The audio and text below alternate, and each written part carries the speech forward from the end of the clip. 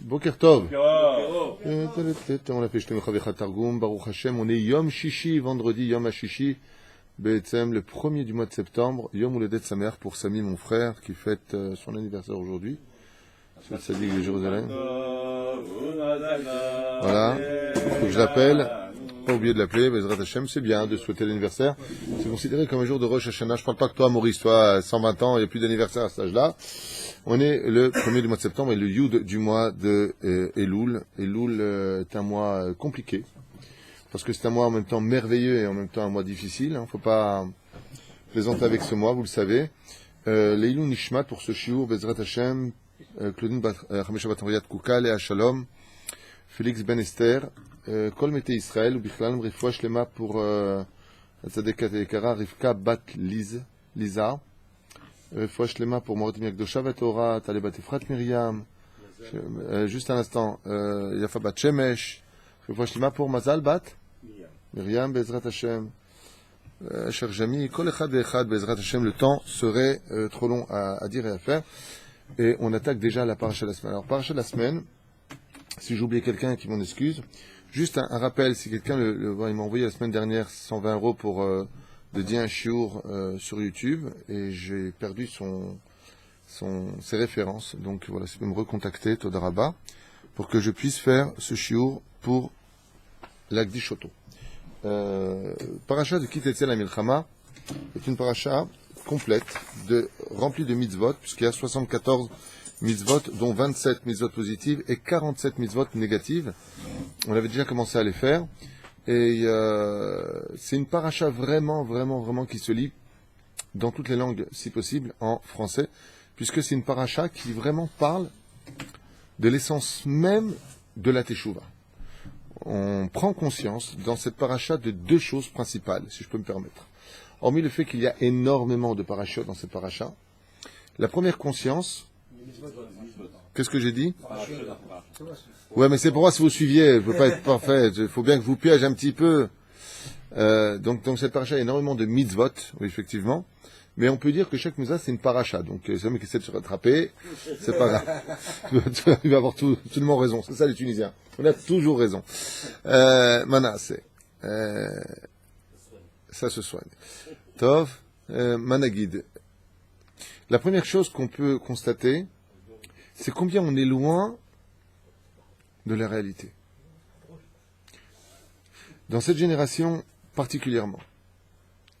Je ne sais pas si vous avez remarqué dans le Shtem Chavecha Targum combien la Torah prend en compte la gravité, les payes, les amendes qui sont données, les mises à mort qui sont mises en application, dans les textes en tout cas, de la fille qui s'est donnée à quelqu'un, de la gravité d'une femme qui a divorcé de son mari, qui s'est mariée avec quelqu'un d'autre, qui a redivorcé de son mari ou qui a perdu son mari, et qui reviendrait vers son premier mari alors qu'elle a été mariée entre-temps.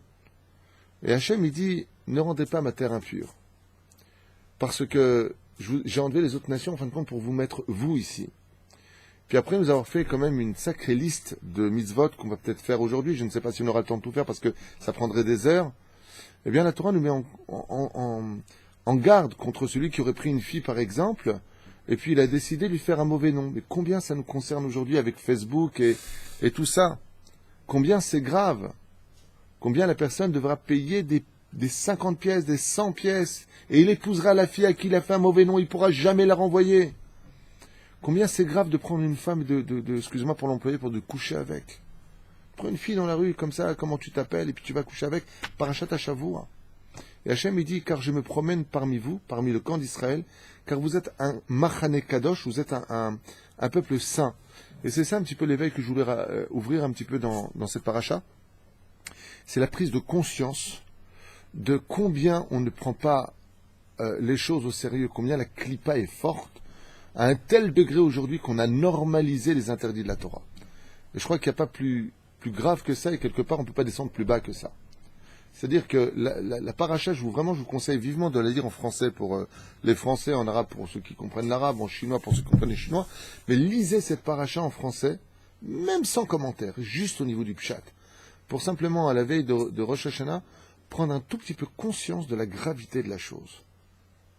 Parce que la Avera engendre la Avera, comme le dit le Messilat Yesharim, quand on fait une faute, on la pleure. Quand on fait une deuxième faute, on la regrette. Quand on fait une troisième faute, on reste indifférent. À la quatrième faute, on la justifie. À la cinquième ou à la sixième, c'est une mitzvah. Et bizarrement, aujourd'hui, on a un petit peu banalisé ça parce que les clipotes sont tellement fortes, c'est-à-dire les écorces d'Averot sont tellement fortes qu'elles nous ont rendus carrément aveugles.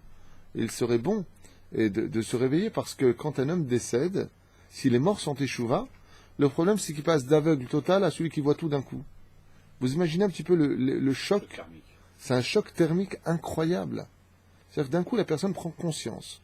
Et la paracha de Kitetzel Amilchama, qui, comme le dit le Zohar, fait allusion au Yetzerara, ben le Yetzerara, il est capable de te déformer la réalité pour t'endormir, car le contraire des lettres du mot Ra, c'est le lettre du mot R. Il les a renversées.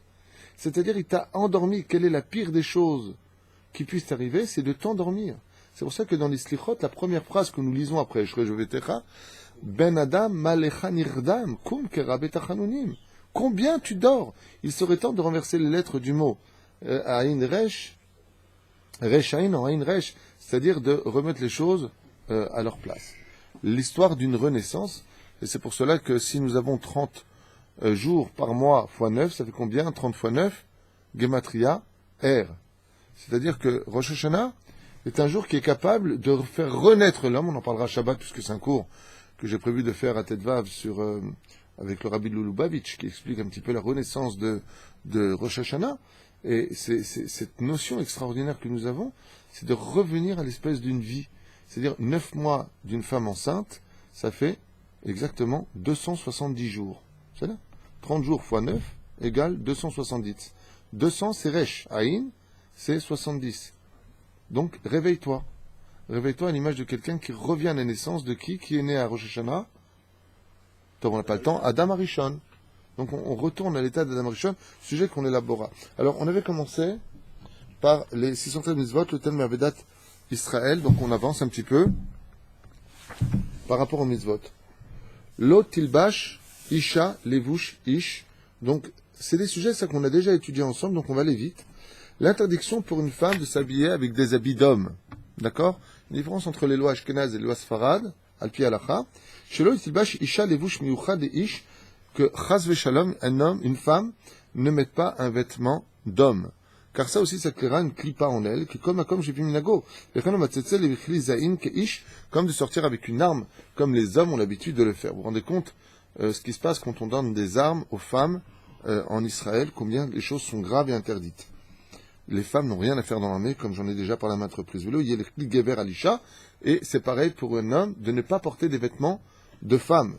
Ça va jusqu'au déodorant. Je peux vous rappeler que les déodorants, à partir du moment où il y a des choses qui sont déterminées, définies comme étant pour les femmes, par exemple, un parfum qui s'appelle un déodorant, un homme ne peut pas en mettre sur lui. C'est comme si il a mis une robe sur lui de femme. C'est là. Qu'est-ce que t'as, Maurice? Tu mets du fa? C'est quoi qui gêne? Ça appartient aux femmes. C'est-à-dire que tout ce qui appartient aux femmes, un homme ne peut pas le mettre. Et il faut savoir une chose que les gens ne savent pas. C'est qu'hormis qu'il y ait des défaillances au niveau des fois des âmes, parce qu'on est né Zachar et Nekeva, il arrive des fois que le côté Nekeva se dévoile plus que le côté Zachar, même si un homme reste Zachar. C'est-à-dire le côté féminin se dévoile plus que le côté masculin. Ce qui peut engendrer plus tard, alors que depuis sa naissance, ce garçon peut avoir des tendances féminines, comme Yosef Hatzadik. Il faut savoir que Yosef Hatzadik, selon certains commentateurs, avait une conduite un peu efféminée. D'accord? Pourquoi? Parce qu'il avait une âme qui était féminine. Alors qu'il y a une transmutation des âmes. Léa priait pour que Rachel ait un garçon, et que elle, qui avait un garçon, est une fille. Donc Dina, qui est née fille, a eu une tendance un peu masculine, et Yosef, qui est né garçon, avait une tendance un peu féminine. De là, les Chachamim nous disent qu'il peut avoir des fois des expressions plus fortes du côté masculin-féminin, comme c'est marqué dans Bereshit. Quand Dieu a créé l'âme, il a créé masculin-féminin, et c'est à nous de dévoiler le côté masculin, plus que le côté féminin. Alors, pourquoi je vous parle de ça? Quel rapport avec ça? Eh bien, comme ils le font par exemple dans certains pays comme Tahiti, Haïti, Anilo Haïti, Tahiti, sans faire de jeu de mots, je veux dire par là que, qu'est-ce qu'ils font là-bas? Ils habillent les garçons depuis qu'ils sont petits avec des robes. et puis après il les coiffe avec des peignes et toutes sortes de choses, et ça grandit de façon homosexuelle. Pourquoi ça grandit comme ça, quand c'est pas une blague? Eh bien, parce que la Torah nous met en garde. L'otilbash, ça veut dire quoi, l'otilbash? Fais attention de ne pas mettre ce genre de choses. Car il faut savoir que le fait qu'un homme, par exemple, tu poses la question, en quoi ce serait gênant qu'un homme met un parfum, un déodorant de femme sur lui, il va mettre, comme c'est marqué, faites attention que votre camp soit kadosh. Mazé omer kadosh. Parce que nous, quand on est quelque part, on ne voit pas avec nos yeux ce qu'il y a. Mais il faut savoir que quand on fait une avéra, on va dégager un nuage noir. Et ce nuage noir va être des milliards de poustillons qui vont se coller sur tous ceux qui vont passer sur le chemin. Ce qui fait que quand tu mets un parfum de femme sur toi, tu vas engendrer autour de toi et sur toi un aspect féminin. Et l'homme doit rester un homme et une femme doit rester une femme. C'est pas que la femme vaut moins qu'un homme ou un homme vaut plus qu'une femme. Ça veut dire qu'on ne peut vivre correctement dans ce monde que quand chaque chose est à sa place. C'est comme l'histoire d'un moteur. Hein. Combien on paye en ce moment les moteurs, les problèmes de droite et de gauche toute la journée, d'accord? Eh bien, si tu mets l'aile droite sur l'aile gauche, bah, tu peux dire je fais ce que je veux toute la journée. T'as pas à me dire ce que j'ai à faire. Mais c'est pas sa place. Ce qui fait que ta voiture ne veut rien dire. De la même façon, l'âme, c'est une mécanique d'une certaine façon qui se doit d'être respectée pour ce qu'elle est. C'est pour ça qu'il y a une marque à savoir, est-ce que l'homme peut se coiffer ou pas avec une broche, qui est le chemin des femmes. Puis à la Chakenzemutar Bassof, avant il y en a qui disent que non, c'est assourd. On peut trouver des références dans le Shulchan Aruch. Mais la reine, tout ce qui touche à la klipa, d'accord, va automatiquement embaumer, ou positivement si c'est une mitzvah, ou négativement si c'est une avera, les gens qui s'y trouvent. C'est un homme qui a fait un changement complètement, parce qu'il fait des opérations, tout ça, il devient une femme.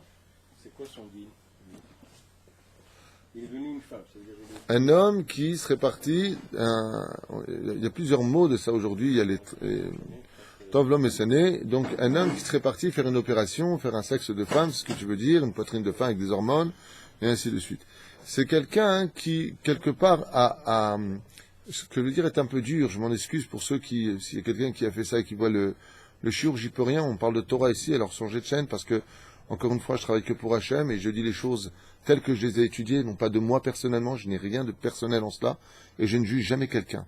Je ne juge personne. Mais ce qui est blanc est blanc, ce qui est noir est noir.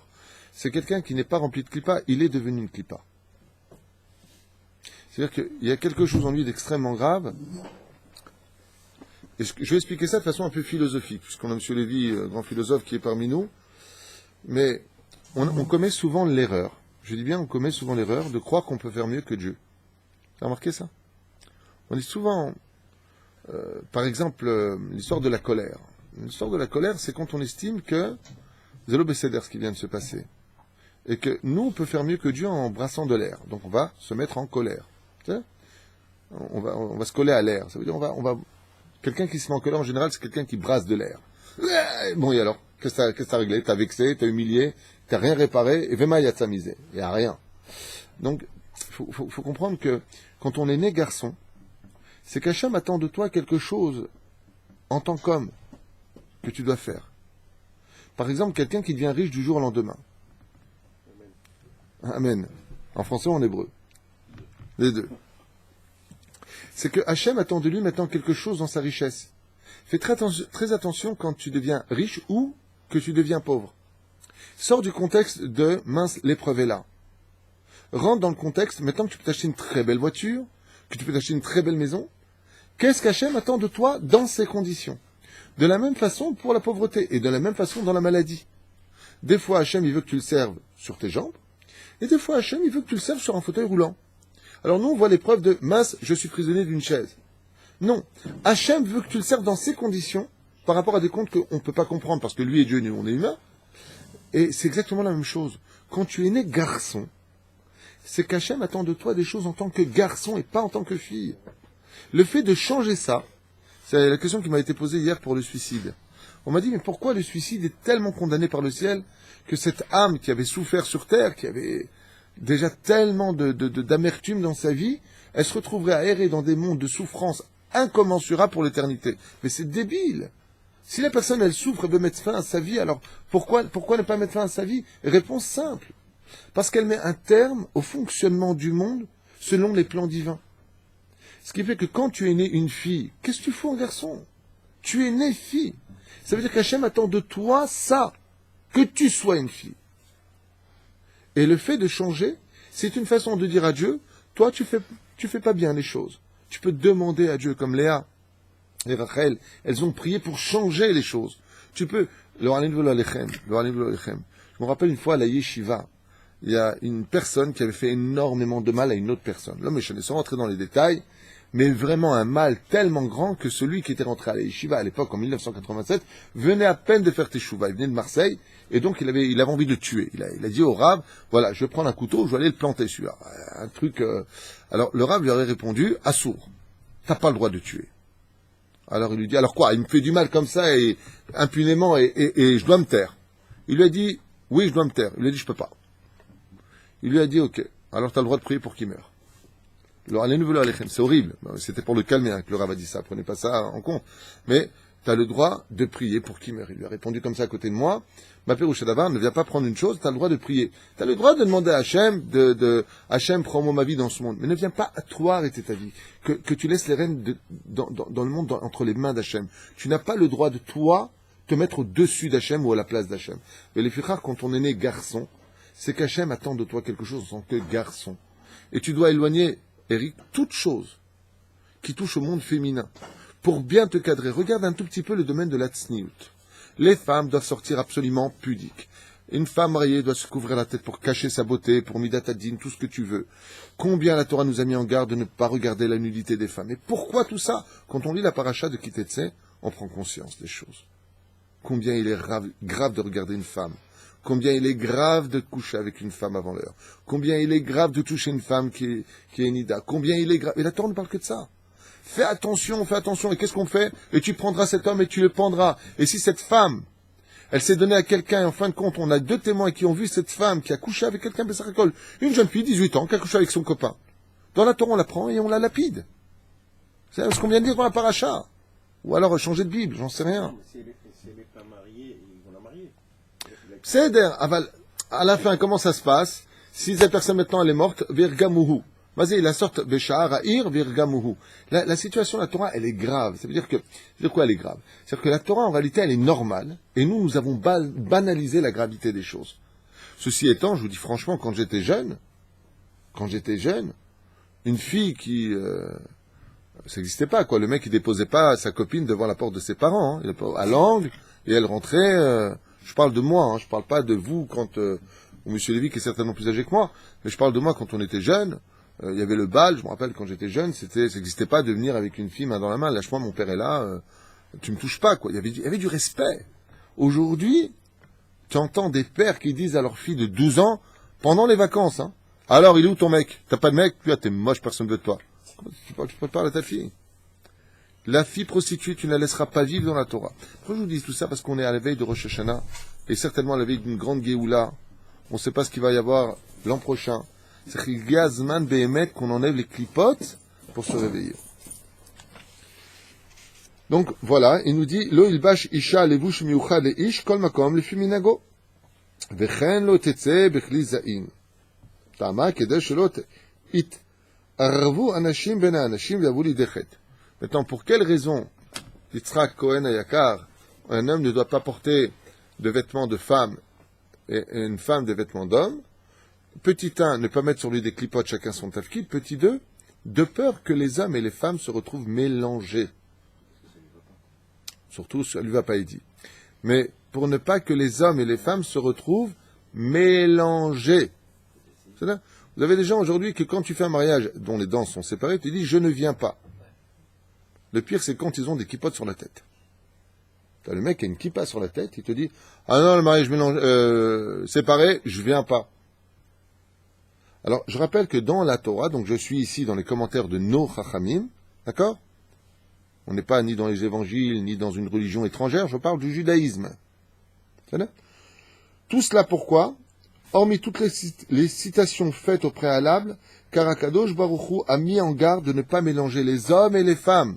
Shema yavo ve'irteu, de peur qu'ils en viennent à fauter, à se toucher, à s'embrasser, à se faire la bise. C'est-à-dire? Vous avez entendu ce qu'on vient de dire?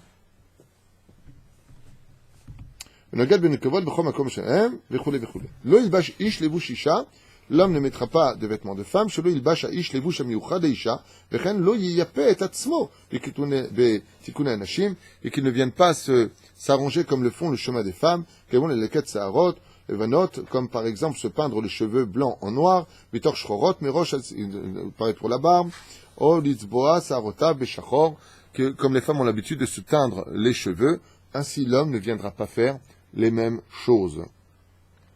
וכן, Lo ikach em al banim. Tu ne prendras pas la mère sur les enfants.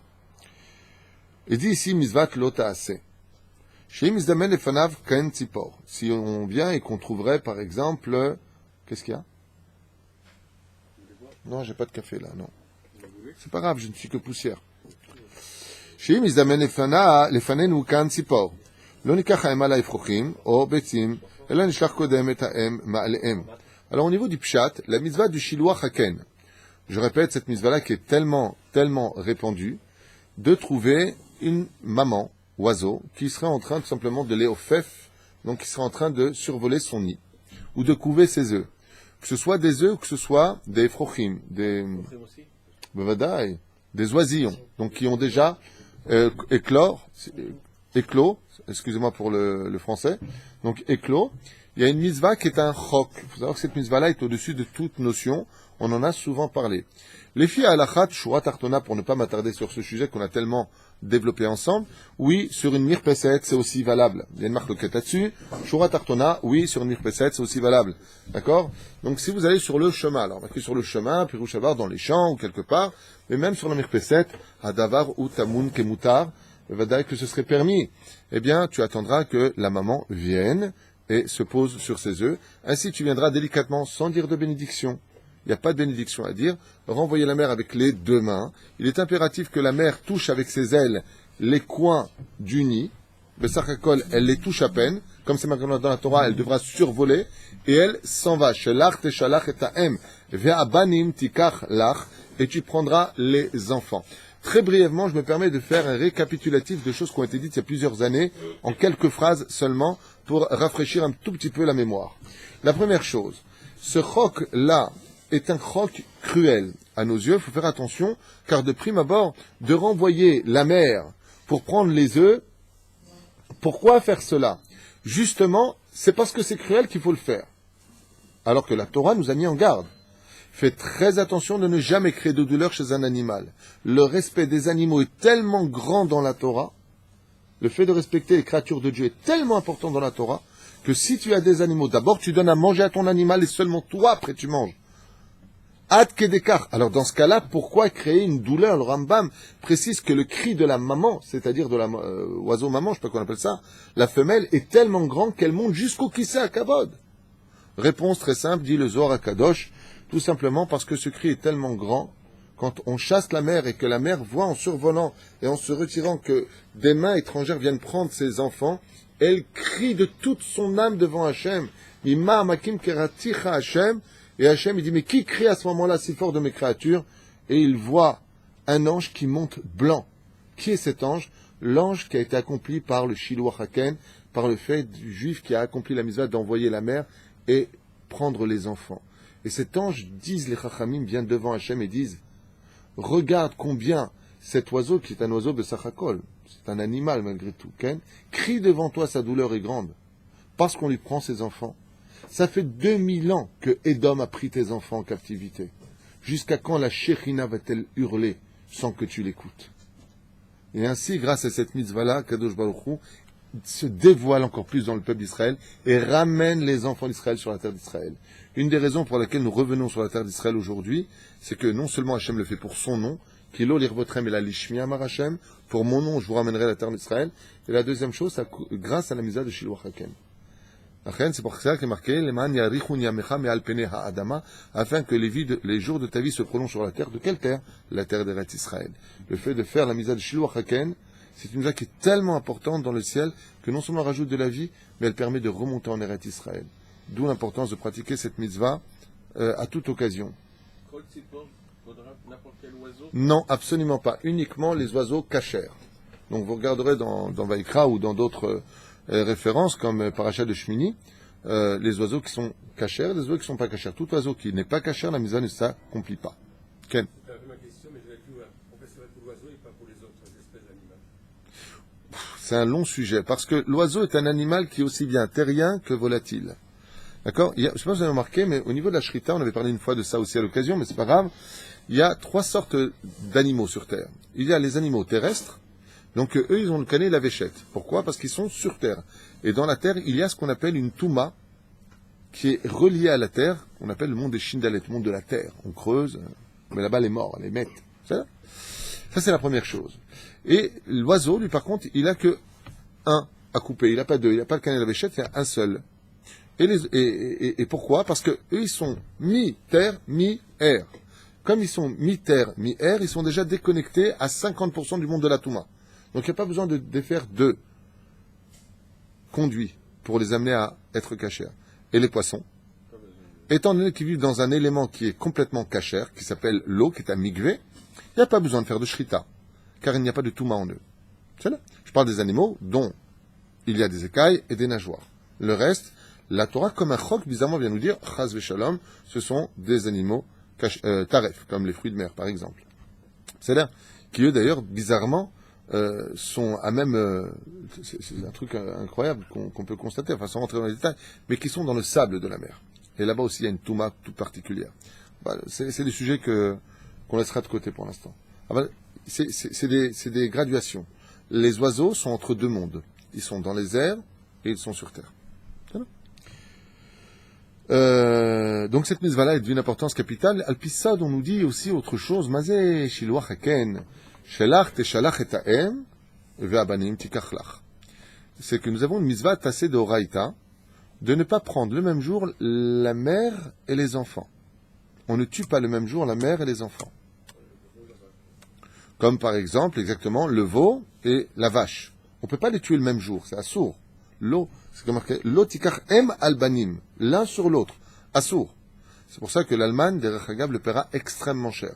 Parce que l'Allemagne s'est offert un luxe d'entraver les lois de la Torah en tuant le même jour d'Afka, les mamans et les enfants.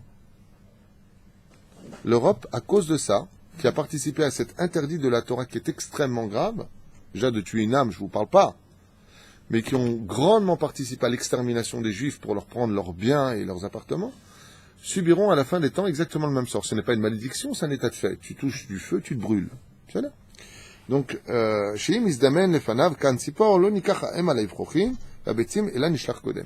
alors, qui est exactement la mère? La mère, c'est la Shekhinah. Vous avez remarqué que, bizarrement, les scientifiques sont très attachés à la mère. De qui est-ce qu'on parle? Shelach teshalach et ha'em. Mizot ha'em. Qui est la mère?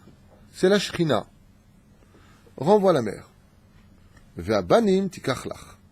Et tu prendras ses fils. Qui sont les fils de la mère? Les 5 livres de la Torah. L'Hachem vient nous dire, prends Bereshit, prends Shemot, prends Vaikra, prends Bamidbar et prends Devarim. Mais ce qu'il y avait avant ça, Shalach teshalach. Renvoie la mère. Ne viens pas te poser des questions et perdre ton temps à savoir, mais avant que Bereshit n'existe, qu'est-ce qu'il y avait avant? Ne viens pas commencer à réfléchir dans un monde où ta pensée ne peut pas pénétrer. Tu n'es pas du niveau. Ce serait une perte de temps. Donc tu ne pourras jamais attraper, et c'est extraordinaire, parce que tu ne peux pas prendre les deux en même temps. Les scientifiques se sont attachés bizarrement à la M, et nous nous sommes attachés à la Torah. Les scientifiques se sont attachés à qu'est-ce qu'il y avait avant le Big Bang, qu'est-ce qu'il y avait avant que le monde soit créé. La Torah te dit, ne perds pas de temps, la preuve en est, nous n'avons pas de fête commémorative de la création du monde. Le 25 du mois de Elul, le monde a été créé, il n'y a aucune fête juive le 25 du mois de Elul. Par contre, Abanim Tikachlach, Tishrei, Aleph, Rosh Hashanah, est le jour commémoratif de la création de l'homme. Prends ce que tu peux prendre et ne viens pas commencer à chercher au-delà de ce que ton esprit ne peut pas comprendre, comme l'île de dit Ben Ishraï, puisque dimanche soir c'est Saïloula, on fêtera ici si Dieu veut, que pour les hommes. Eh bien, Bisiata d'Ishmaïa, la Torah vient nous dire, prends ce que tu peux comprendre, et ne viens pas prendre ce que tu peux pas comprendre. Déjà que la Torah, on comprend rien. Alors imaginez si on vient étudier ce qu'on n'a pas dans les mains, ce que dit le Ben Ishra, le livre du Aleph, ce que le Melech HaMashiach nous apportera. Pour l'instant, on prend les banim, et viendra le Mashiach qui nous apportera Bezrat Hashem, la maman. C'est le livre du Aleph. Qu'est-ce qu'il y avait avant la création du monde? Qui est Hashem réellement? Aleph, Anochi, Hashem, Elokecha. Je suis l'Éternel, ton Dieu. On avance. Donc,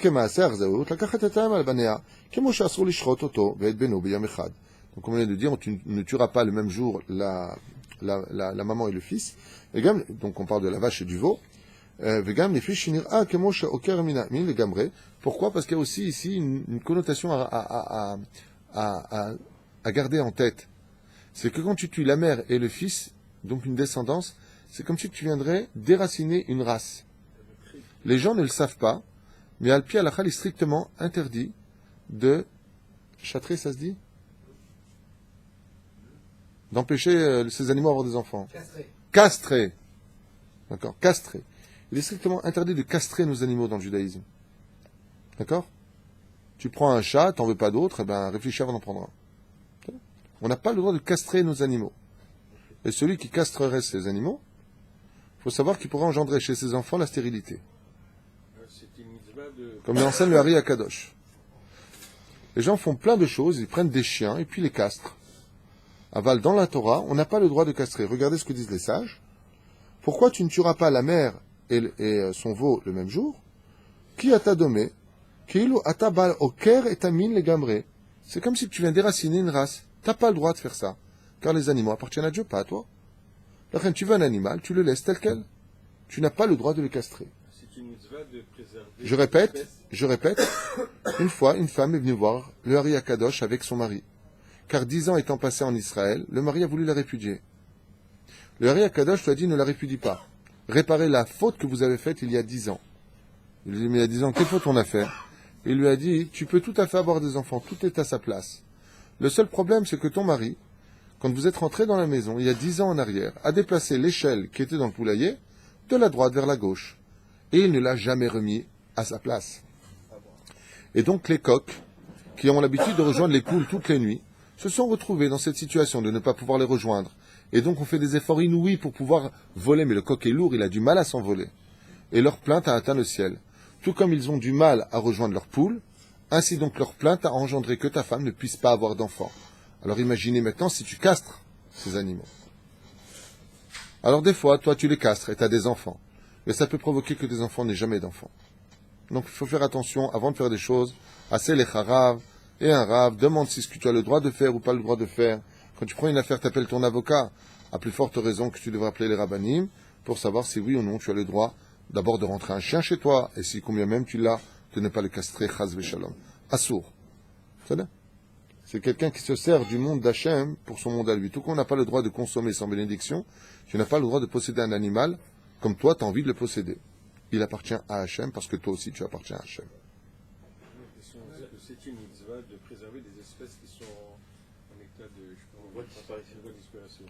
C'est bien, c'est un tafkid qui appartient plus aux nations du monde qu'à Israël. Parce que nous, on a un couloir, j'aimerais quand même le rappeler une fois pour toutes. Les enfants d'Israël, nous avons une Torah. Comme Achacham, Venavon, Agoy, Azé, disent les nations du monde, combien il est grand. Le fait que les enfants d'Israël soient Shomer, Shabbat, Shomer, Mitzvot, les gens ne le savent pas. Et je ne sais pas pourquoi, même dans le monde de certains rabbanim, on a l'habitude de banaliser un petit peu comme ça le monde des Mitzvot, le monde de la Torah. Zelonachon. La Torah, c'est tout. C'est tout, la Torah. Aucun or, aucun argent, Tovli, Torah, Picha, Me'alfezav, Achasef. Si on étudiait la Torah, il n'y aurait pas de distinction d'animaux. Alors que les goïms, ils s'occupent de ça, ils vont protéger, ils vont faire tel territoire pour ne pas toucher. C'est quand même malheureux de tuer des centaines d'éléphants pour vendre leur ivoire. C'est horrible de tuer des centaines de baleines, tout simplement pour prendre, 10 kilos ou 100 kilos, 50 kilos, voire de graisse pour faire du maquillage. C'est dommage d'arrêter la vie pour cela. De l'autre côté, en plus de ça, la façon dont c'est fait, le gâchis, c'est horrible. Peut-être que la Torah nous demande de faire attention à cela. C'est vrai. Très très attention de ne pas faire de mal aux animaux. L'homme a le droit de se servir du monde animalier, mais juste pour son besoin. Mais aujourd'hui, tout est devenu commerce. Donc pour l'argent, on fait du mal. Par exemple, nous sommes dans le pôle Nord. Nous avons froid. J'ai le droit de tuer un phoque al pied halakha, parce que je veux prendre sa peau pour me couvrir. Mais je ne veux pas en tuer des centaines pour faire du business avec. Je ne sais pas si vous comprenez ce que je veux dire. C'est là où il y a un truc qui ne va pas. D'accord? C'est comme pour le travail. J'ai le droit de travailler parce que j'ai le droit de vivre, j'ai le droit de manger, j'ai ma voiture à payer, j'ai mon loyer. Mais on t'a pas dit de travailler au point d'oublier l'essence même de pourquoi tu es né. Tu manges pas avec des fourchettes. Fais le calcul de combien tu as besoin, travaille pour cela et va étudier la Torah. Non, on va dire on sait jamais. Il faut encore plus. Il faut encore plus. Mais est-ce que tu as manqué une fois de manger dans ta maison? Non. Alors pourquoi tu t'inquiètes? C'est-à-dire que tout est faussé dans notre esprit. Il serait temps, Bezrat Hashem, que la tête dirige le corps. Rosh Hashanah. On en parlera Shabbat Bli Neder. Velachen, c'est là. Baruch Abba Meir. Elle est bonne ta demchot, je voulais te dire. Si par exemple quelqu'un, il a fait ça, il a castré un chien. Il ne savait pas. Bon, il l'a fait. Donc tu dis, il a castré un chien, il ne savait pas. Il ne savait pas, il voit tout le monde faire ça. Maintenant, il s'en veut parce qu'il a appris que c'était interdit. Il y a un petit coup l'affaire. Il rejoint 30 millions d'amis. Il lui remet. S'il a fait une chose pareille, qu'il fasse une grande teshuva. Voilà. Tout comme par exemple, on n'a pas le droit d'abandonner des chiens al pied halakha sur la route. Quelqu'un, il a acheté son chien, il s'appelle Silver par exemple, ou Lucky. C'était le nom de mes chiens quand j'étais pas religieux. D'accord? Et qu'est-ce qu'ils font? Ils vont sur l'autoroute, ils ouvrent la porte, ils laissent le chien. Le chien va se retrouver désemparé. Il va avoir très très mal. Sachez que cette douleur qu'a eu le chien, vous l'aurez dans vos vies si quelqu'un l'a fait. C'est strictement interdit. Comment on fait quand on veut se débarrasser d'un chien? Le mec il a acheté un chien, alors quoi, il meurt avec, il savait pas. D'accord? Tu dois le donner à quelqu'un comme les goïms. Les goïms, les non-juifs, ont le droit d'avoir des animaux. Tu dois veiller à ce que cet animal ne manque de rien. Visiter 2-3 fois l'animal pour voir si Bémet il est bien traité, et seulement après tu peux partir. Mais laisser un animal au bord de la route, ça assourd. T'aimerais, toi, qu'on te fasse ça? Tout le principe de la Torah a dit les Lazaken, Al tase lechaverecha mashesanu yalecha. Ne fais jamais à autrui ce que tu voudrais pas qu'on te fasse. T'as su l'adopter, t'as su l'élever, et d'un coup tu le jettes. C'est d'une grande, grande cruauté de faire une chose pareille. Mais la reine, Bezrat Hashem, j'aimerais revenir un petit peu à l'étude. Ça va même dans le végétal, une plante qui n'est pas arrosée aussi se plante. Absolument, une plante qui n'est pas arrosée, une femme qui n'est pas gâtée, une femme qui manque d'amour, c'est pire qu'un chien abandonné. Je vais me faire déchirer. Coupez les mecs, coupez. Mais ne coupez surtout pas, c'est pas une blague. Vous êtes nombreux ce matin, grâce à Dieu, et j'aimerais vous le dire à voix haute, chers amis. Je fais une parenthèse. Vous ne pouvez pas savoir combien nos épouses ont besoin d'amour. C'est? Voilà, je referme cette parenthèse. Chad Mashmaï. La femme, ce dont elle a le plus besoin au monde, je ne parle pas des gens débiles ou pervers narcissiques ou autres. Je ne parle pas de ces gens-là. Ceux-là, ils n'ont pas besoin de les aimer, ils n'ont pas de cœur. Mais je parle des gens normaux. Vous ne pouvez pas savoir combien nos épouses... Une question qui a été posée dans le Talmud. Qu'est-ce que la femme, pas dans le Talmud même, dans les commentateurs, qu'est-ce que la femme a-t-elle le plus besoin au monde en tant que femme? Réponse de tous les Chachamim. Non? Non? Ava, d'amour. Les femmes roulent dans leur vie avec l'amour qu'on leur porte. La reine Bezrat Hashem, n'oubliez pas que si Dieu dit Ve'afta et Hashem Elokecha, tu aimeras l'Éternel ton Dieu, si Dieu a besoin de notre amour, à plus forte raison celle qui a été faite à l'image de Dieu, c'est la femme. La reine Bezrat Hashem, n'oubliez pas de dire à vos femmes combien vous les aimez, eux et leur belle-mère. Alors, leur mère, belle-mère, on s'en fiche. Qui kare kan tzipor lefanecha baderech, haem rovetzet ha'efrochim, על האפרוחים או על הביצים, לא תיקח האם על בנים. אז מה שיח זריות? לקחת האם על בניה, שאסור לשחוט. Donc on a vu ça. Petit 2, שלא יצטער האם שרואה לקחים את בניה לעינה.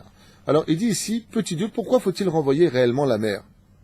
Eh bien cette mitzvah-là est bizarre. Dans le deuxième time, il dit, parce que bien le mec il veut les œufs. Ou il veut faire des parguiotes. Il a vu des frochim.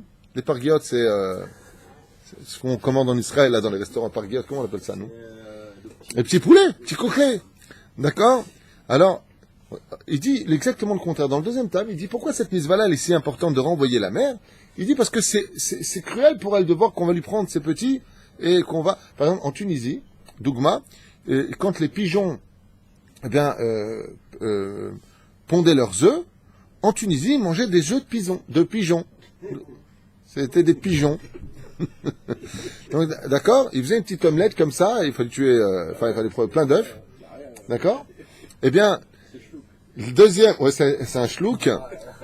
Eh bien, écoutez bien, il fallait renvoyer la mère pour pas qu'elle voie qu'on va lui prendre ses petits. Donc, le deuxième tam, il dit au contraire pour éviter la harzariout. Renvoie la mère pour prendre les petites. Donc, tachles, il y a du pshat dans cette mitzvah. C'est que Bémet, la personne veut prendre les oisillons. Souvent, on pose la question au téléphone en lui disant, Rav Toutou, comme ça, j'ai la mitzvah de Shiloh Haken, qu'est-ce que je fais des oiseaux? Alors, je le dis une fois pour toutes, comme ça vous le saurez. Bezrat Hashem. Imaginez maintenant que je sois sur une mirpesset, dans la forêt, sur la route. J'ai cette mitzvah qui s'occasionne. J'en renvoie à la mer. Donc, je viens très délicatement, et je viens faire la mitzvah, l'Eshem Kusha Berechus, sans brachat, Baruch Ata Hashem Yapa. Je renvoie à la mer. La mer, maintenant, tape et s'envole.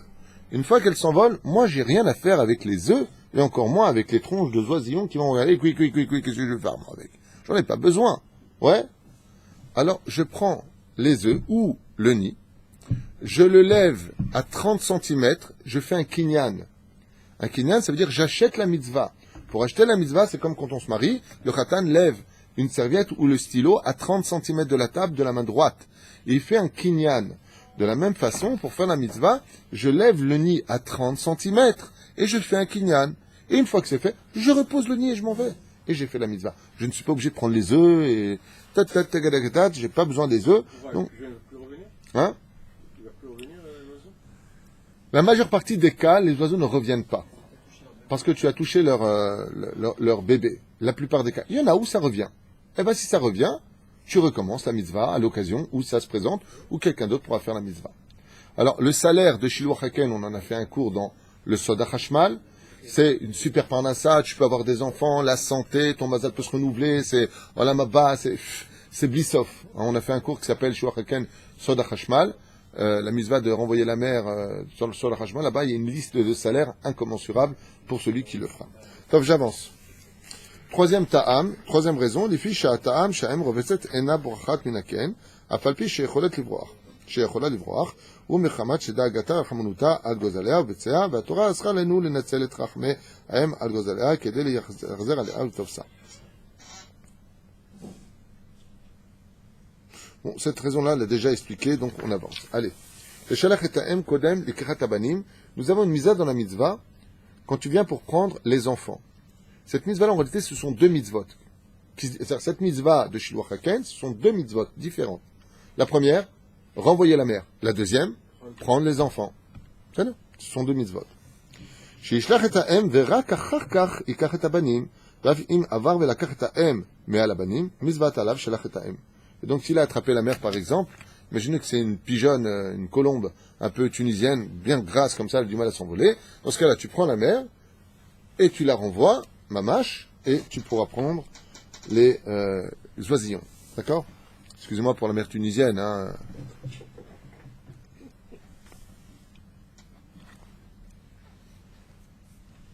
Zéro. Mitzvah tassé de Raïta la sot ma'akel et gago. Il y a une mitzvah de faire une barrière au-dessus des toits. Alors peu importe laquelle, mitzvah tassé de Raïta, de construire un mur d'un minimum de 80 cm de hauteur sur les toits. Alors aujourd'hui, on a des toits en forme de pente de chaque côté, avec des tuiles, et ainsi de suite. De toute époque, on avait surtout des mirpesset, comme on peut encore beaucoup en trouver en Israël. Il y a une mitzvah de faire un ma'aké, c'est-à-dire une barrière de sécurité. Deux raisons à cela que je vous donne maintenant, puis on avance. Une al-pipshat, l'importance de ve'afta l'ereacha kamocha. Tu aimeras ton prochain comme toi-même. De là, les chachamim nous disent combien un homme se doit de mettre sa vie en sécurité. Tu n'as pas le droit de mettre ta vie en danger. Comme par exemple, mettre sa ceinture de sécurité quand tu conduis. Tu n'as pas besoin de regarder si y a un flic ou pas. Tu dois la mettre à pied à la fin. Parce que si chas v'shalom il t'arrive quelque chose, d'où est-ce qu'on apprend qu'on doit mettre une ceinture de sécurité dans une voiture pour nous et nos enfants? Dans la Torah. Puisque la Torah nous dit, la sot ma'akel gago, de peur que la personne en vienne à tomber. Donc la Torah nous demande, et regardez comme elle est belle cette Torah, les choses sont tellement évidentes qu'on ferait de nous-mêmes, comme c'est tellement évident qu'on ferait de nous-mêmes, mais si tu le fais, je te donne une mitzvah. D'accord? C'est comme le mec, il a faim, il vient pour manger, il dit, tu sais quoi, tu manges, je te donne une mitzvah. Mais d'accord, mais de toute façon, je vais le faire. Donc, tenir compte de la sécurité des uns et de l'autre est une mitzvah tassée d'oraïta. Tenir compte de la sécurité. C'est pour ça que la Mishnah nous met en garde de quelqu'un qui prendrait des risques dans sa vie et qui n'a pas pris les sécurités nécessaires. Alav ne'emar mitrayev benafsho. C'est-à-dire que s'il n'a pas pris une sécurité, il va dans un endroit où il risque sa vie. Il ne prend pas d'arme avec lui. Alors que tout le monde lui dit, prends une arme là-bas où tu vas, ça risque d'être dangereux, que tu aies de quoi te défendre. Non, non, c'est bon, j'ai avec ma Emouna. Il lui arrive quelque chose, dans le ciel, on considère comme mi-suicidé, mi-bécéder. Il a quand même il aura des comptes à rendre parce qu'il a risqué sa vie. Donc ça, c'est le pshat. Combien il est important de faire attention à chaque personne. Puisque la Torah nous demande de faire un gag pour ne pas que la personne tombe. Et peu importe quelle personne. La deuxième chose qui est un peu plus philosophique, c'est que le gag du corps humain, c'est la tête. Vasita ma'ake le gagecha. Il y en a qui disent au niveau du pshat que de là on sait qu'on doit porter un chapeau. D'où est-ce qu'on sait qu'on doit porter un chapeau? Il y en a qui disent de façon allusionnaire, bien sûr. Ma'ake, c'est ça. Et en quoi ça me protégerait de tomber? Eh bien, ça me protège de tomber par rapport aux pensées. Et c'est vrai. Vous pouvez le constater, que si demain vous mettez un chapeau noir, bizarrement, même s'il y en a un qui m'a écrit il est sympa, ce qu'il raconte est très sympa, mais son chapeau de sorcier, j'ai pas trop aimé. Il y a eu un commentaire comme ça sur YouTube. Désolé, mais c'est ce que j'ai pour l'instant. C'est vrai que c'est une protection. Pourquoi une protection? Eh bien, par exemple, Dougma, vous verrez que l'Yetzer Hara a beaucoup plus de mal quand on a un chapeau de faire des avérotes, ou par exemple, on a moins de risque de se faire draguer ou de regarder une femme dénudée. Pourquoi? Parce que ça symbolise quelque chose de pieux, comme un uniforme, comme les Kohanim avaient un uniforme. Donc tu mettras un chapeau, il y en a qui disent, si ils ont un chapeau, comme quoi que on doit porter un chapeau pour faire un ma'ake. Il y en a qui disent que, on doit faire un ma'ake comme Yaakov Avinu. Quand il s'est allongé, il a pris des pierres autour de sa tête. Il a fait un ma'ake, de peur de tomber, de peur d'avoir affaire aux animaux nuisibles. Et en quoi un animal il a un problème de traverser les pierres? Réponse, non. Fais-toi un ma'ake, c'est-à-dire ne te mets pas dans des situations où tu peux arriver à de mauvaises pensées. Si tu sais que tu es jaloux, ne va pas dans tes endroits où tu risquerais d'avoir un mauvais œil pour l'autre. Si tu sais que tu adores la nudité des femmes, ne va pas dans un endroit où tes yeux risqueraient de se lever et d'observer l'interdit. Que l'homme a tellement banalisé aujourd'hui comme étant quelque chose de « Ozma, j'ai regardé, moi, qu'est-ce que j'ai fait de mal ?» Ah bah, tu viens de faire un issour d'Eoraïta. Si c'est banalisé, c'est devenu normal. Il faut faire attention. Et c'est pour ça qu'il faut des cours pour remettre les choses à leur place et de savoir que de regarder la nudité d'une femme est quelque chose d'extrêmement grave dans la Torah. Vous voulez juste entendre une des punitions qui la concerne? On se réincarne dans un animal qui s'appelle Ra'a, on lui brise les yeux dans la tombe. Tant que fois qu'il a regardé, on lui brise, on lui refait les yeux. Imagine, on lui brise les yeux à chaque fois, on lui casse les yeux, on lui écrase les yeux. Comme ça, dit le Hari Akadosh, ce n'est pas de moi, Rabotai. Pourquoi je vous dis ça? Ça fait peur d'entendre ça. Réponse très simple, pour qu'on réalise la gravité des choses. Ça suffit d'être des religieux avec des habits, il serait temps qu'on soit des religieux dans l'âme. Mais mettre qu'on fasse une vraie teshuva. Qu'on fasse une sincère teshuva. Que ce Rosh Hashanah, Bémet, soit pour nous le retour à une réelle teshuva. Et cette réelle teshuva passe par le minimum de la base que je suis en train de vous dire. C'est dur de venir étudier la Torah et de mater les filles. C'est dur d'étudier la Torah et de banaliser ce que la Torah a rendu sérieuse. Regardez un exemple. La dernière fois, j'étais en train de rouler, je me suis arrêté parce que j'ai crevé un pneu. Et puis, juste derrière moi, il y a un jeune homme qui a pris son portable. Attends, je le vois dans mon rétroviseur. Et il répond. Au moment où il répond, il y a une voiture de police qui arrive et qui le chope. Et il dit comme ça, Aner Shamanitin. Il l'arrête. Et bon, moi j'arrête parce que j'ai un pneu crevé et je vois toute la scène. 3000 shekels d'amende, 10 points en moins, retraite, pour un téléphone. Et le mec a explosé en larmes. Il a explosé en larmes. Il a dit, ma, bijou le téléphone, il lui a dit, le flic, tu le tenais dans ta main pendant que tu voyageais. Habibi, 3000 shekels d'amende. Il lui a dit, c'est ce que je gagne. Bon, il gagnait plus, mais il lui a dit, c'est ce que je gagne, vous ne vous rendez pas compte de ce que vous êtes en train de me faire. Il lui a dit, ma Bessachakol, qu'est-ce qu'il m'a dit, ce pauvre Israélien, il m'a regardé comme ça, il m'a dit, Raïta Mazé, juge toute cazotte pour une bêtise pareille. J'ai pris un grand moussard. Je dis, te rends compte, qu'est-ce qu'il a fait Bessachakol? Il a pris un téléphone dans sa main pendant qu'il conduisait.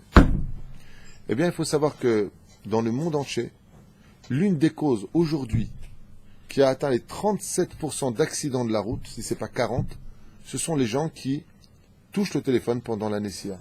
Et on a banalisé les choses. On a même fait une blague. On dit, si tu veux parler à Hachem, ouais, va au Kotel. Et si tu veux le voir, envoie-lui un SMS pendant que tu conduis. Les gens, ils envoient... J'ai quelqu'un pareil, la dernière fois, il a éclaté sa voiture, il est rentré dans une voiture. Heureusement qu'il n'y avait pas d'enfant. Pourquoi? Il m'a raconté, il a envoyé un SMS pendant qu'il conduisait. Il a regardé une fois, il s'est trompé, il est reparti en arrière, il a continué à avancer. Sa voiture a tapé celle d'en face, il a éclaté le derrière de la voiture, il s'est éclaté... Pourquoi? Parce qu'on a banalisé quelque chose qui est grave. Et ça, c'est des exemples que Dieu nous donne dans le ciel. Ne banalise pas les choses. Parce que quand il y a un accident, jamais on fait exprès pour qu'il vienne. Mais quand il est là, il se paye cher. Et c'est pour ça que nous, les enfants d'Israël, il faut savoir que la pureté de notre être, c'est de voir toutes ces lois, c'est ce que je vous ai dit. On court après des cours, les uns après les autres, en disant c'est super, super, super. Mais apprenez d'abord les lois de votre Torah, de notre Torah. Les 613 mitzvot de la Torah, ces cours-là, de tous les cours que j'ai faits, et de tous les cours qui sont faits, sachez que ce sont les plus importants et les plus essentiels. Connaître son judaïsme. Donc, j'insiste beaucoup sur cela. Ne prenez pas ces cours à la légère. C'est dommage. Et je vois comment l'Yitzhara est fort. Ce sont les cours qui sont les moins vus sur YouTube. Grave erreur. Grave erreur. Les cours fantastiques, extraordinaires. Même les cours du Sod HaChashmal n'atteignent pas la cheville du corps de ce genre de cours-là. Parce que ça, c'est le quart. Ça, c'est le principal. Après ça, tu peux commencer à enjoliver ta Torah. D'abord, connaissez les 613 mitzvot de la Torah. C'est sur ça que le monde tient. C'est ça que Dieu nous a donné au Sinaï. La reine Bezrat Hashem, qu'on se renforce à la veille de Rosh Hashanah et qu'on vive plus cette mitzvah-là. Je finirai avec une dernière mitzvah ou il est tard? Ah, j'ai le temps, magnifique. Super. Alors, Tama, les fiches, Adam Tzarich Lishmor al Atzmo min atakala ve'asakana, car nous avons une mitzvah assez d'oraita de faire attention à nos vies, v'lishmor al nafshetrem meod meod, de faire attention à notre âme et à notre corps. Hen la'atzmo ve'hen l'acherim, que ce soit pour toi ou pour les autres. Tu as l'obligation de faire extrêmement attention à la vie des autres. Et comme vous le savez, nous n'avons pas le droit de compter sur le miracle, lo aleinu v'lo alechem. Donc, aussi une chose que je voudrais vous dire, les gens ne le savent pas, simplement alpi Torah. Malheureusement, les gens ne savent pas, ils banalisent ça aussi, c'est bien dommage. Ça me fait mal. Voilà. Les gens ne le savent pas, alors des fois ils prennent le stylo, la fourchette d'une personne, puis d'un coup elle la cherche comme ça. Tu crées un souci à la personne qui cherche maintenant pour une blague absolument relou à 2 francs 6 sous. Par exemple, le mec il est en train d'écrire, il est comme ça, il se retourne 2 secondes, tu le prends son stylo, il revient, puis il cherche. Alpi Halacha s'appelle Gezel. On n'a pas le droit de faire ça, Alpi Halacha. Ton côté relou, surprise, c'est moi qui l'avais. Si l'handicapé mental, faut arrêter avec ça. Non, c'est vraiment marrant en plus, tu vois. Voilà. Donc ça, c'est la première des choses. La deuxième chose, des fois, et on a vu beaucoup d'accidents, on pousse les gens dans la piscine. Il y a une histoire comme ça, alors un livre Lechem qui a coûté une tonne d'oseille. Il y a un mec qui était comme ça au bord de la piscine, son copain est venu, tu sais, le côté rouleau, super marrant. Et le mec il est tombé dans la piscine. Le seul problème c'est qu'il avait les clés de sa voiture, le bip qui marche plus, son téléphone qui est mort, une tonne de dégâts. D'accord? Ça lui a juste coûté 5000 shekels l'histoire. De réparation, d'aller, de perdre du temps, de l'essence. Tout ça pour des choses comme ça.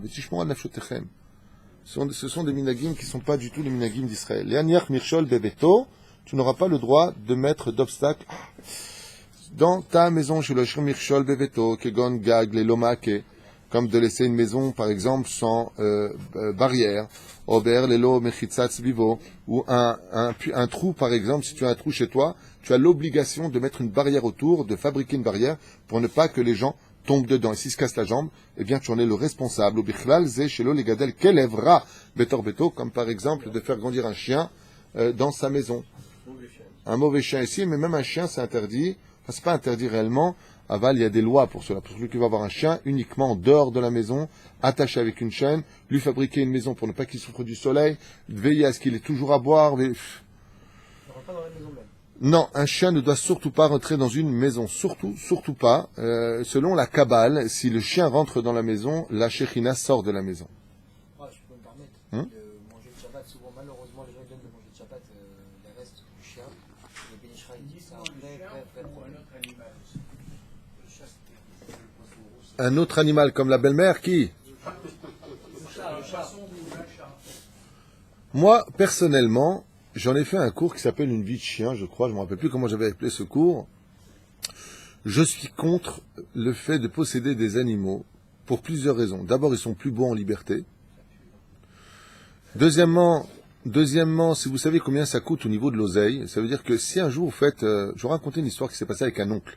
Il a un caniche, il a fait une petite opération, il a payé 5000 shekels. 5000 shekels, ça fait juste de quoi soutenir 2 avrer vachetzi pour un mois d'études de Torah. Alors, je veux bien qu'il opère son caniche, moi personnellement, j'y peux rien. Pouf. C'est pas mon truc. Pouf. Chacun son domaine, comme dirait l'autre. Mais entre la nourriture, les vaccins, le temps qui est pris, peut-être que les enfants d'Israël ont mieux à faire. Il y a juste 7 milliards et demi de goïms qui adorent les animaux, qui se feraient un plaisir de donner à manger à Nemo et d'apporter le pâté à Félix. Et voilà. Je pense qu'on a un peu mieux à faire que d'avoir des animaux. On ne sait pas les mettre quand on parle. C'est pas le tafkid d'Israël. Le peuple d'Israël n'a pas ce genre de tafkid. Surtout que, comme je vous l'ai déjà dit, vis-à-vis du mazal, zepogem ba mazal. D'accord? Pour Gamma Mazal, ça veut dire que ça touche le mazal de l'homme. Quand tu laisses un animal comme un poisson vivre dans de l'eau sale, il faut savoir que cet animal étouffe et qu'il porte plainte devant son créateur. Le créateur regarde que tu n'es pas en train de faire attention à ce qui est en ta possession. Donc toi aussi, tu risques d'étouffer un jour financièrement. Ce que je vous dis, c'est ce que j'ai appris de mes rabbinim, c'est pas de moi. Une fois à Yeshiva, mon rabbin m'a dit, Bichlal, lo litkarev leze. Lo litkarev leze. C'est ça?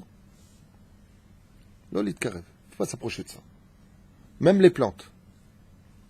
Chez moi, il y a plein de plantes, toutes fausses.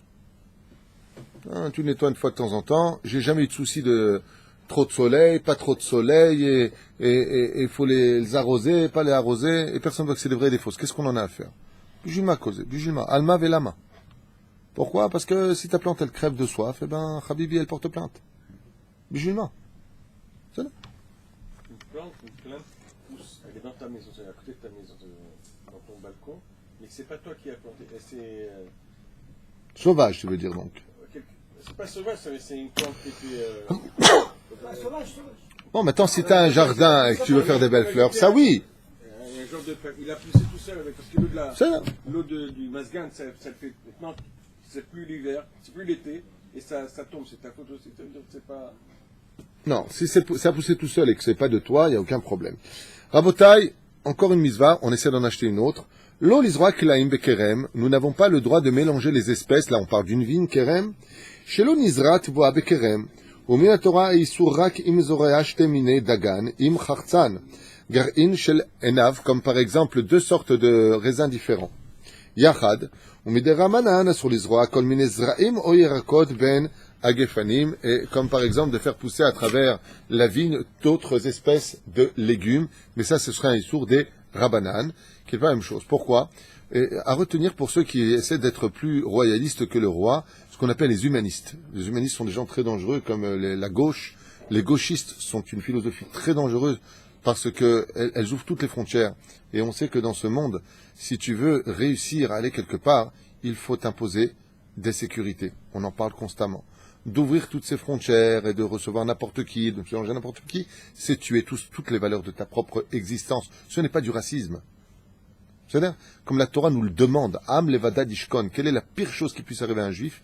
L'assimilation. C'est la pire des choses. C'est pire que de ne pas être Shomer Shabbat.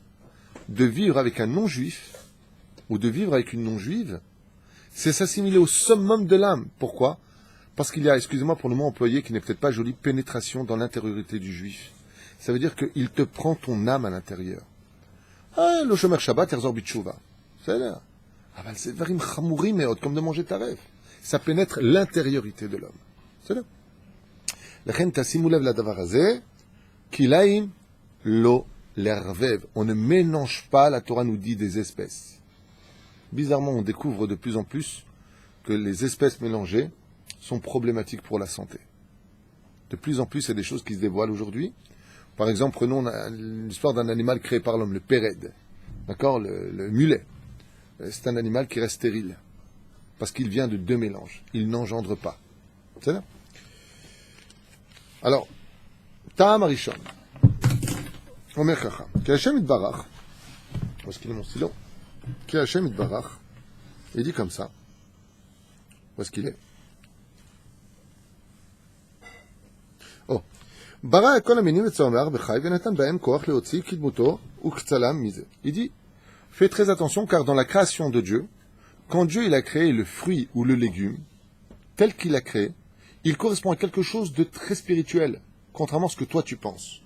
Et il faut le laisser dans sa forme, dans son goût, tel que Dieu l'a créé. Et tzida shekol min yotze kimino, lo ishtanu leolme, ad. Amechaber shne minim, mishane marchish maase bereshit. Pour ta question d'un homme qui change de femme en homme ou de femme en femme, il dit ici, car tu viens changer la création de Dieu depuis la création du monde. C'est là. Et quelqu'un qui fait des mélanges d'espèces est considéré dans le ciel comme si qu'il estimait que Dieu n'a pas su faire ce qu'il fallait faire. Et il se dit, maintenant je vais aider Dieu, je vais faire autre chose. Alors juste, al-pi al-akha, que vous sachiez. Par exemple, les mandarines. D'accord? Les mandarines ne sont pas des fruits. Si je me rappelle bien, les mandarines, c'est un mélange de pamplemousse et d'orange. C'est ça? Les clémentines ou les mandarines, je sais.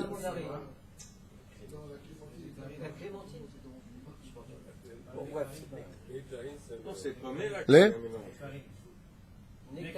nectarines. Peu importe. Moi, je sais que ce genre de fruits, il y a des fruits comme ça qui sont priada. C'est toujours la même raison, c'est pas un kilaïm. C'est un priada. Aniloïda, bon Omar, j'ai pas de fruits en tête, peu importe. Mais Parce que priada, il n'y a pas de mélange. Tu fais clémentine, tapouze, tu fais carmela, scolite, c'est le même prix. non, ma putain, c'est qu'un mélange, c'est qu'un kilaïm. C'est qu'un kilaïm. C'est bichoum safek. C'est ce qu'on vient de dire ici. Même des raisins différents, on peut pas. Non, kilaïm, c'est kilaïm. Kilaïm veut dire mélange d'espèces. D'accord? Tu vas pas marier un chat avec un lion. Ce sont deux félins tous les deux. C'est bidou koto davar. Même si ce sont deux félins tous. Hein? Oh, alors c'est la raison que je voulais vous dire. On n'a pas le droit, je voudrais juste vous répondre à cela par rapport à deux choses. Par exemple, des fois vous allez commander une chose qu'il faut absolument avoir à la maison qui est très important, c'est le pitoum aketoret. D'accord? Ataou Hashem et le kenou. Sur un parchemin. C'est très important d'avoir ça à la maison, on s'enlève les chindalettes, les mauvaises choses, les mauvais esprits. D'accord? Les ketoret, ce qu'on a l'habitude de dire. D'accord? Al-pi alacha, pour écrire des versets de la Torah, on ne peut pas écrire plus de trois mots. C'est-à-dire que quand tu dis Ataou Hashem Elokenu, tu reviens en bas et tu refais 3 mots. Ce qui fait que le pitoum aktoret, si on devait réellement le posséder al pi alacha, c'est de l'avoir comme une espèce de grande bande sur laquelle on aurait tout le pitoum aktoret. Mais c'est pas ce que font les gens. Les sofrim, ils écrivent vraiment en entier, ils font les phrases en entier. Ah bah, c'est barrière. Ils prennent le risque de le faire. Ils ont sur qui compter. Entre nous, ils ont sur qui compter. Ça veut dire, ils ont sur qui se baser pour le faire. Aval minadim zeksad bayati. Est-ce que j'ai le droit de l'acheter? Oui. C'est pareil. Est-ce que j'ai le droit de mélanger des espèces? Non. Mais si ça a été fait, est-ce que je peux le prendre? Oui. Celui qui l'a fait rendra des comptes. Celui qui le mange, le reseller, entre guillemets, si je peux me permettre d'employer ce mot, ouais, le recellage est strictement interdit à l'pi halacha. Mais étant donné que ce fruit a été fait, alors on aura le droit de le consommer. Et de dire la bénédiction dessus. Oui. C'est sûr. Gam arbe minim arkava en emshach lacha emsher, donc il dit que ce genre de fruits-là de toute façon n'ont pas d'espérance de vie. Ot sibash poulat à arkava davar nim as ou batel, et ce sont des choses que Hachem n'aime pas, d'accord, et qui finiront par s'annuler de toute façon. Deuxième ta'am shamekubalim kadvu atam ki lechol atzmachim yesh koach lema'ala shedarko mekabel kocho meneka v'shefa. Il dit ici, pourquoi c'est si important? Écoutez bien cette raison, elle vaut le coup d'être entendue, magnifique. J'adore le sol de la Torah, et ce sera pour Asher Cohen. Il dit, pourquoi il ne faut pas mélanger les espèces? Il dit, parce que chaque espèce a un ministre ange qui le dirige. Et ce ministre ange, il a lui-même des anges qui travaillent pour lui. Par exemple, l'espèce d'un fruit un tel possède l'ange qui s'appelle un tel, avec une hiérarchie. Ils sont d'une couleur précise. L'autre à côté possède un ministre. Et il dit, c'est comme si tu mettais 2 ministres sur le même bureau, et chacun avec ses mêmes trucs. Il dit, tu fais des nœuds dans le monde d'en haut. Tu fais des complications dans le monde d'en haut. Pourquoi? Parce que chaque espèce a un ministre, des anges précis, qui ne peuvent pas toucher à l'autre. Chacun son domaine. Et toi, qu'est-ce que tu fais? Tu fais une arkava. Ce qui fait que les anges d'en haut, tu leur fais une guerre. D'où l'expression, c'est shalom yuruma, fais la paix dans le ciel. Alors mélange pas les espèces. C'est non. וכהן קדמו הטעם לכל הצמחים, יש כוח למעלה, שדרכו מקבל כל המניקה וההשפעה, והמערב שתי מינים, גורם לערב למעלה כוחות המתגדלים ובטל כל זה, את חוקות הבריאה שברא העולם. Il dit ici, à cause de ça, ils mettent un bilboul total dans la création du monde, car quand Dieu a créé le monde, il a créé, comme on le sait, chaque herbe, un ange qui lui dit pousse, grandis, grandis, grandis, chaque livre, chaque molécule, chaque existence, chaque création de Dieu a un ange. Et il ne faut pas mélanger les choses. Car si tu les mélanges, au niveau physique, tu ne vois rien. Au niveau métaphysique, tu viens de créer une guerre où les anges disent « Oh, c'est mon domaine. » Oui, c'est mon domaine. Ils se retrouvent mélangés, un ministère pour deux ministres. Ça ne le fait pas dans le ciel. Voilà. Dangereux, exactement. J'ai bien aimé le jeu de mots. Chazak ou Bakbouk. On s'arrêtera là. On continuera à l'occasion Bezrat Hashem. Vesheniske, la Gdil Torah la dira. On a beaucoup de chance, je vous le dis la vérité, d'avoir une Torah pareille. On a une Torah de vie, une Torah infinie. Plus on l'étudie, plus on se rend compte qu'on n'a même pas commencé encore la première page. Sheniske l'agdil Torah vraiment. Ve'elachem shana tova mutuka lekol am Israël. Une fois de plus, je remercierai Kitetzel Amilchama, cette fameuse épouse que Dieu m'a donnée, Valérie, Bezrat Hashem, qui sera avec moi dans toutes mes guerres pour l'Arzir B'Tshuva, d'abord ma propre personne, et surtout toutes les autres qui, Bezrat Hashem, participent à nos shiurim. Voilà. Shabbat Shalom.